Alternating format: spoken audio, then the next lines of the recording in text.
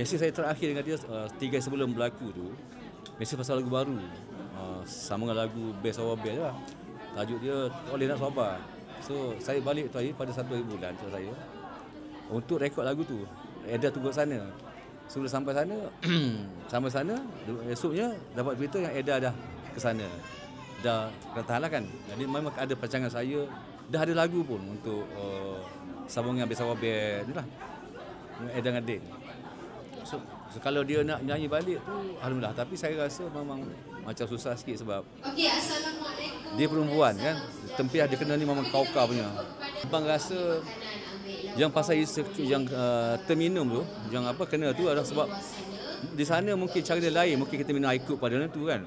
Sebab pada saya Aida bukan menagih dan Aida bukan mengedar. Sebab saya kenal dia, saya tahu saya dah lama sebagai komposer.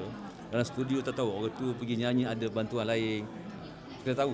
Sekarang Eda tak ada, Eda nyanyi, Eda lah kita kata ada bantuan lain. Jadi bila kena macam ni, saya terkejut lah. Maksudnya memang saya tak percaya lah. Pada saya banyak unsur sabotaj lah. Kan? Dan abang sendiri percaya itu adalah perbuatan khianat lah? Perbuatan khianat ataupun terikut-ikut, tak sengaja lah. Kan?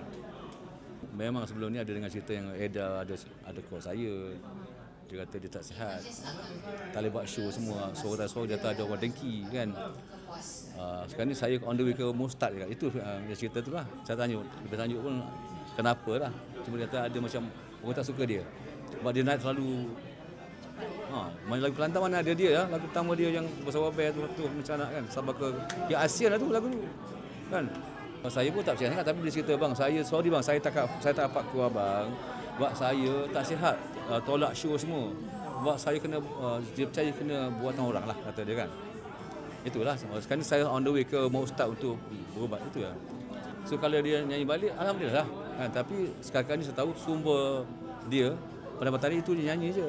Dan bila nyanyi dapat jadi model kan.